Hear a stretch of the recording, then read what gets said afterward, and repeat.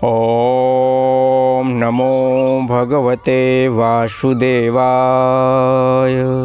श्रीमद् भागवत महापुराण चतुर्थ स्कंध 8वां अध्याय ध्रुव का वनगमन। श्री मैत्रेय जी कहते हैं, शत्रुसूदन विदुर जी, सनकादि नारद, ऋभु, हंस, अरुणी और यति ब्रह्मा जी के इन नैष्ठिक ब्रह्मचारी पुत्रों ने गृहस्थ आश्रम में प्रवेश नहीं किया, अतः उनके कोई संतान नहीं हुई। अधर्म भी ब्रह्मा जी का ही पुत्र था। उसकी पत्नी का नाम था मृषा। उसके दंभ नामक पुत्र और माया नाम की कन्या हुई। उन दोनों को निऋति ले गया, क्योंकि उसके कोई संतान न थी। दंभ और माया से लोभ और निकृति अर्थात शठता का जन्म हुआ। उनसे क्रोध और हिंसा तथा उनसे कली अर्थात कलह और उसकी बहिन दुरुक्ति अर्थात गाली उत्पन्न हुए। साधु शिरोमणे, फिर दुरुक्ति से कली ने भय और मृत्यु को उत्पन्न किया था। भय और मृत्यु को उत्पन्न किया तथा उन दोनों के संयोग से यातना और निरय अर्थात नरक का जोड़ा उत्पन्न हुआ। निष्पाप विदुर जी, इस प्रकार मैंने संक्षेप से तुम्हें प्रलय का कारण रूप यह अधर्म का वंश सुनाया।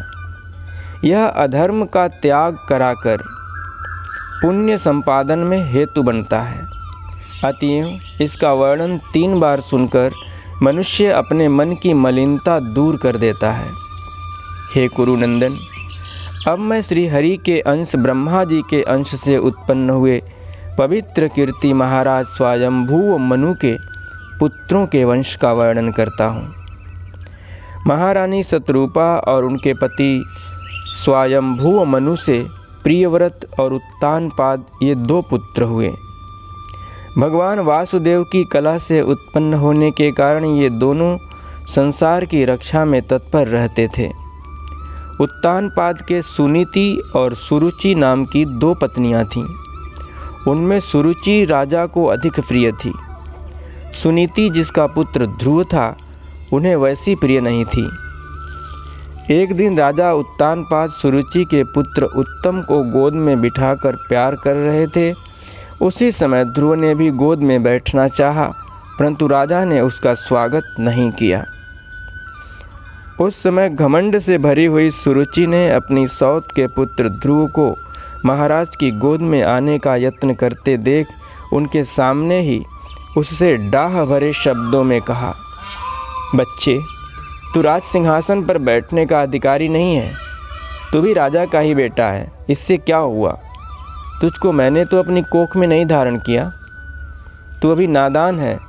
तुझे पता नहीं है कि तूने किसी दूसरी स्त्री के गर्भ से जन्म लिया है, तभी तो ऐसे दुर्लभ विषय की इच्छा कर रहा है। यदि तुझे राज सिंहासन की इच्छा है तो तपस्या करके परम पुरुष श्री नारायण की आराधना कर और उनकी कृपा से मेरे गर्भ में आकर जन्म ले। श्री मैत्रेय जी कहते हैं, विदुर जी, जिस प्रकार डंडे की चोट खाकर सांप फुफकार मारने लगता है, उसी प्रकार अपनी सौतेली माँ के कठोर वचनों से घायल होकर ध्रुव क्रोध के मारे लंबी लंबी सांस लेने लगा। उसके पिता चुपचाप यह सब देखते रहे, मुंह से एक शब्द भी नहीं बोले। तब पिता को छोड़कर ध्रुव रोता हुआ अपनी माता के पास आया। उसके दोनों होंठ फड़क रहे थे और वह सिसक सिसक कर रो रहा था। सुनीति ने बेटे को गोद में उठा लिया और जब महल के दूसरे लोगों से अपनी सौत सुरुचि की कही हुई बातें सुनी, तब उसे भी बड़ा दुख हुआ। उसका धीरज टूट गया। वह दावानल से जली हुई बेल के समान शोक से संतप्त होकर मुरझा गई तथा विलाप करने लगी। सौत की बातें याद आने से उसके कमल सरीखे नेत्रों में आंसू भर आए। उस बेचारी को अपने दुख पारावार का कहीं अंत ही नहीं दिखाई देता था। उसने गहरी सांस लेकर ध्रुव से कहा, बेटा, तू दूसरों के लिए किसी प्रकार के अमंगल की कामना मत कर। जो मनुष्य दूसरों को दुख देता है, उसे स्वयं ही उसका फल भोगना पड़ता है। सुरुचि ने जो कुछ किया है, जो कुछ कहा है, ठीक ही है, क्योंकि महाराज को मुझे पत्नी तो क्या दासी स्वीकार करने में भी लज्जा आती है। तूने मुझे मंद भागिनी के गर्भ से ही जन्म लिया है और मेरे ही दूध से तू पला है। बेटा, सुरुचि ने तेरी सौतेली माँ होने पर भी बात बिल्कुल ठीक कही है। अतः यदि राजकुमार उत्तम के समान राज सिंहासन पर बैठना चाहता है तो द्वेष भाव छोड़कर उसी का पालन कर। बस श्री अधोक्षज भगवान के चरण कमलों की आराधना में लग जा।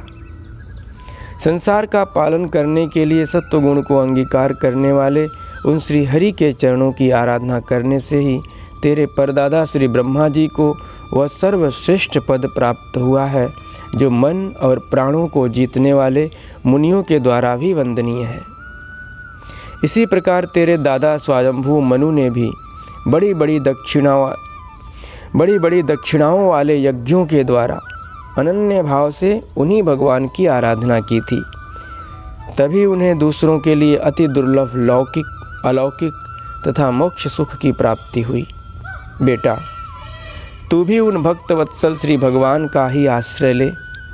जन्म मृत्यु के चक्र से छूटने की इच्छा करने वाले मोक्षु लोग निरंतर उन्हीं के चरण कमलों के मार्ग की खोज किया करते हैं। तू स्वधर्म पालन से पवित्र हुए अपने चित्त में श्री पुरुषोत्तम भगवान को बैठा ले तथा अन्य सब का चिंतन छोड़कर केवल उन्हीं का भजन कर। बेटा, उन कमल दल लोचन श्री हरि को छोड़कर मुझे तो तेरे दुख को दूर करने वाला और कोई दिखाई नहीं देता। देख, जिन्हें प्रसन्न करने के लिए ब्रह्मा आदि सब देवता ढूंढते रहते हैं, वे श्री लक्ष्मी जी भी दीपक की भांति हाथ में कमल लिए निरंतर उन्हीं श्री हरि की खोज किया करती हैं। श्री मैत्रेय जी कहते हैं, माता सुनीति ने जो वचन कहे वे अभीष्ट वस्तु की प्राप्ति मार्ग दिखलाने वाले थे। अतः उन्हें सुनकर ध्रुव ने बुद्धि द्वारा अपने चित्त का समाधान किया। इसके बाद वे पिता के नगर से निकल पड़े। यह सब समाचार सुनकर और ध्रुव क्या करना चाहता इस बात को जानकर नारद जी वहाँ आए। उन्होंने ध्रुव के मस्तक पर अपना पाप नाशक कर कमल फेरते हुए मन ही मन विस्मित होकर कहा, अहो, क्षत्रियों का कैसा अद्भुत तेज है। वे थोड़ा सा भी मान भंग नहीं सह सकते। देखो, अभी तो यह नन्हा सा बच्चा है, तो भी इसके हृदय में सौतेली माता के कटु वचन घर कर गए हैं। तत्पश्चात नारद जी ने ध्रुव से कहा, बेटा, अभी तो तू बच्चा है, खेल कूद में ही मस्त रहता है। हम नहीं समझते कि इस उम्र में किसी बात से तेरा सम्मान या अपमान हो सकता है। यदि तुझे मान अपमान का विचार ही हो तो बेटा, असल में मनुष्य के असंतोष का कारण मोह के सिवा और कुछ नहीं है। संसार में मनुष्य अपनी कर्मानुसार ही मान अपमान या सुख दुख आदि को प्राप्त होता है। हे तात, भगवान की गति बड़ी विचित्र है। इसलिए उस पर विचार करके बुद्धिमान पुरुष को चाहिए कि दैववश उसे जैसी भी परिस्थिति का सामना करना पड़े उसी में संतुष्ट रहे। अब माता के उपदेश से तू योग साधना द्वारा जिन भगवान की कृपा प्राप्त करने चला है, मेरे विचार से साधारण पुरुषों के लिए उन्हें प्रसन्न करना बहुत ही कठिन है। योगी लोग अनेकों जन्मों तक अनासक्त रहकर समाधि योग के द्वारा बड़ी बड़ी कठोर साधनाएं करते रहते हैं, परंतु भगवान के मार्ग का पता नहीं पाते। इसलिए तू यह व्यर्थ का हठ छोड़ दे और घर लौट जा। बड़ा होने पर जब परमार्थ साधन का समय आवे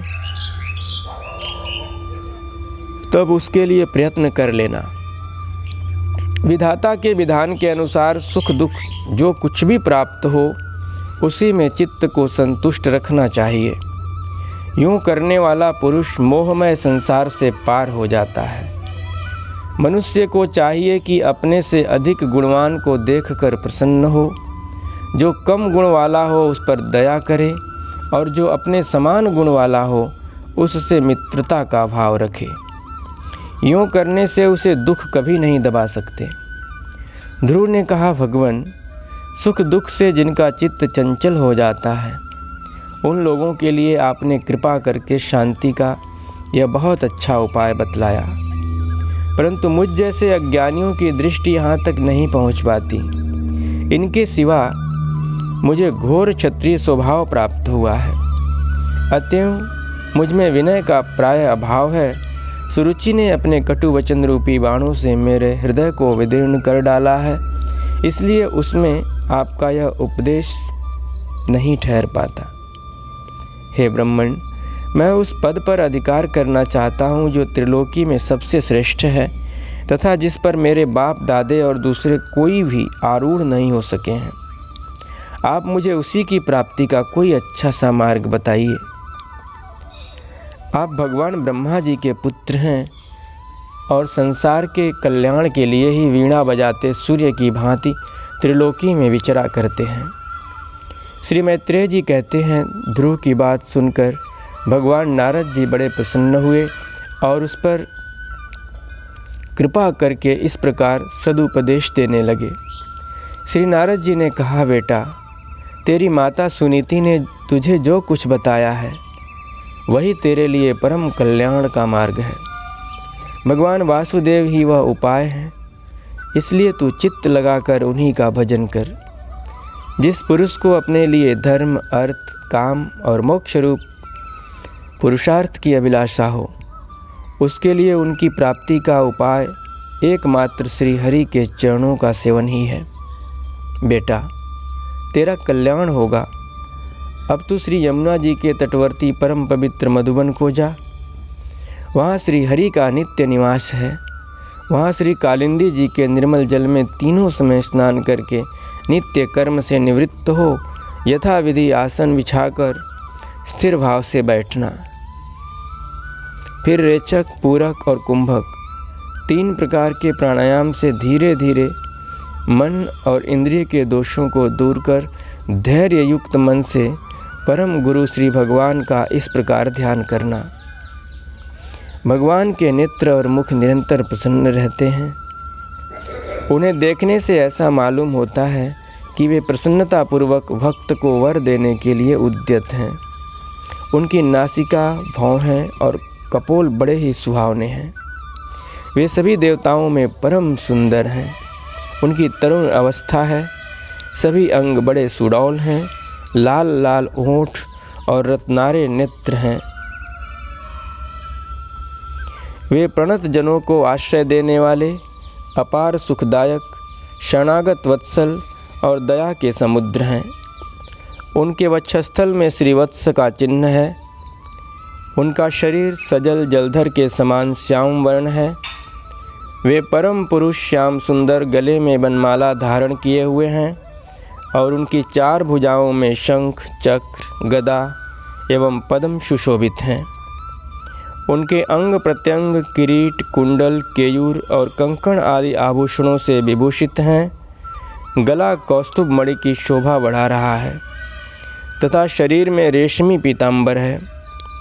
उनके कटी प्रदेश में कांचन की करधनी और चरणों में स्वर्णमय नुपुर अर्थात पैजनी सुशोभित है। भगवान का स्वरूप बड़ा ही दर्शनीय, शांत तथा मन और नयनों को आनंदित करने वाला है। जो लोग प्रभु का मानस पूजन करते हैं, उनके अंतःकरण में वे हृदय कमल की कर्णिका पर अपने नख मणिमंडित मनोहर पादार बिंदों को स्थापित करके विराजते हैं। इस प्रकार धारणा करते करते जब चित्त स्थिर और एकाग्र हो जाए, तब उन वरदायक प्रभु का मन ही मन इस प्रकार ध्यान करे कि वे मेरी ओर अनुराग भरी दृष्टि से निहारते हुए मंद मंद मुस्कुरा रहे हैं।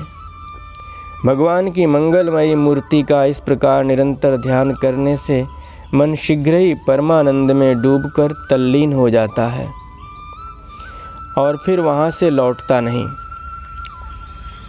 राजकुमार, इस ध्यान के साथ जिस परम गुह्य मंत्र का जप करना चाहिए वह भी बतलाता हूँ। सुन, इसका 7 रात जप करने से मनुष्य आकाश में विचरने वाले सिद्धों का दर्शन कर सकता है। वह मंत्र है ओम नमो भगवते वासुदेवाय। किस देश और किस काल में कौन वस्तु उपयोगी है, इसका विचार करके बुद्धिमान पुरुष को इस मंत्र के द्वारा तरह तरह की सामग्रियों से भगवान की द्रव्यमयी पूजा करनी चाहिए। प्रभु का पूजन विशुद्ध जल, पुष्पमाला, जंगली मूल और फलादि पूजा में विहित दुर्वादि अंकुर, वन में ही प्राप्त होने वाले वल्कल वस्त्र और उनकी प्रेयसी तुलसी से करना चाहिए। यदि शिला आदि की मूर्ति मिल सके तो उसमें, नहीं तो पृथ्वी या जल आदि में ही भगवान की पूजा करे। सर्वदा संयत चित्त, मननशील, शांत और मौन रहे तथा जंगली फल मूल आदि का परिमित आहार करे। इसके सिवा पुण्य कीर्ति श्री हरि अपनी अनिर्वचनीय माया के सिवा अपनी अनिर्वचनीय माया के द्वारा अपनी ही इच्छा से अवतार लेकर जो मनोहर चरित्र करने वाले हैं, उनका मन ही मन चिंतन करता रहे। प्रभु की पूजा के लिए जिन जिन विचारों का विधान किया गया है, उन्हें मंत्र मूर्ति श्री हरि को 12 अक्षर मंत्र के द्वारा ही अर्पण करे।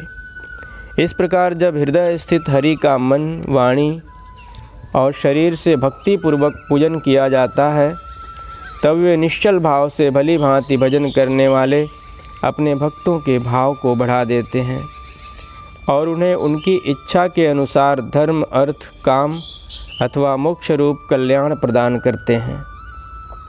यदि उपासक को इंद्रिय संबंधी भोगों से वैराग्य हो गया हो, तो वह मोक्ष प्राप्ति के लिए अत्यंत भक्तिपूर्वक अविच्छिन्न भाव से भगवान का भजन करे।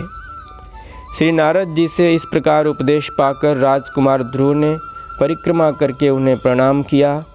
तदनंतर उन्होंने भगवान के चरण चिन्हों से अंकित परम पवित्र मधुबन की यात्रा की। ध्रुव के तपोवन की ओर चले जाने पर नारद जी महाराज उत्तानपाद के महल में पहुँचे। राजा ने उनकी यथा योग्य उपचारों से पूजा की। तब उन्होंने आराम से आसन पर बैठकर राजा से पूछा। श्री नारद जी ने कहा, राजन, तुम्हारा मुख सूखा हुआ है। तुम बड़ी देर से किस सोच विचार में पड़े हो? तुम्हारे धर्म, अर्थ और काम में से किसी में कोई कमी तो नहीं आ गई? राजा ने कहा, ब्राह्मण, मैं बड़ा ही स्त्रैण और निर्दय हूँ।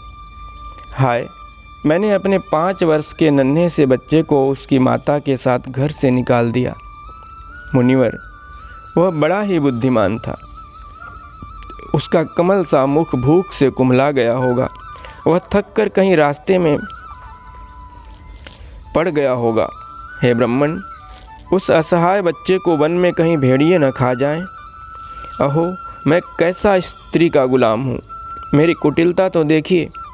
वह बालक प्रेमवश मेरी गोद में चढ़ना चाहता था, किंतु मुझ दुष्ट ने उसका तनिक भी आदर नहीं किया।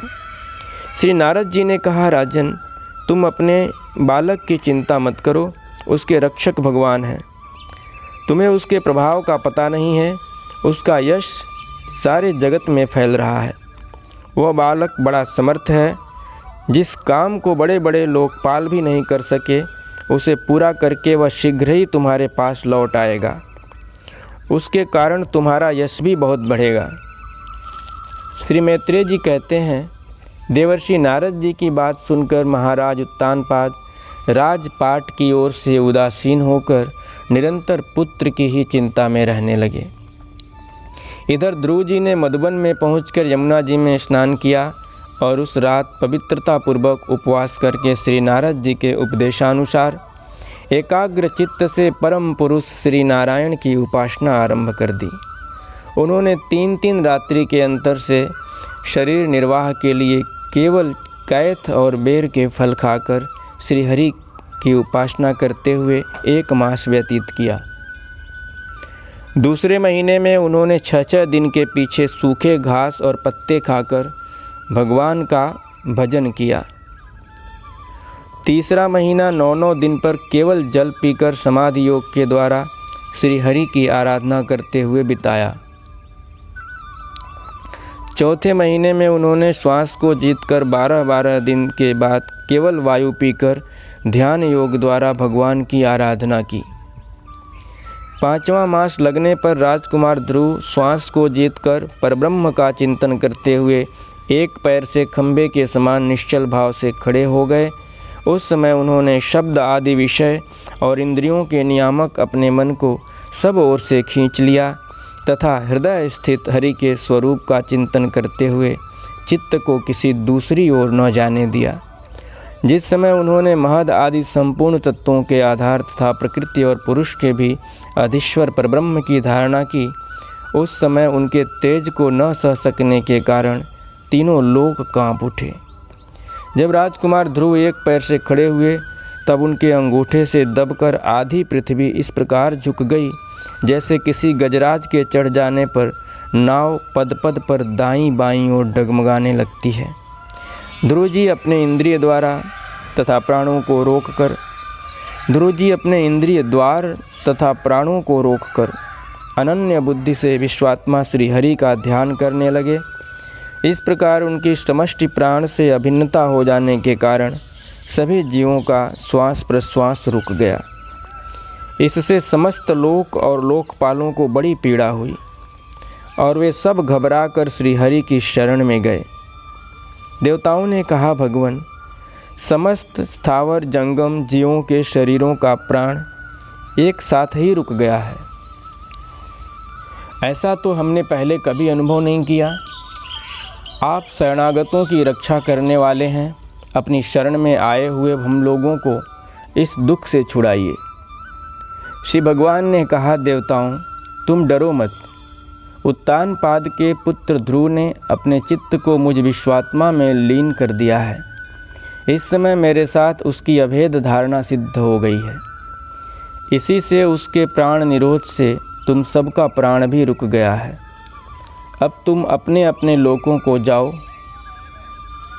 मैं उस बालक को इस दुष्कर तप से निवृत्त कर दूंगा।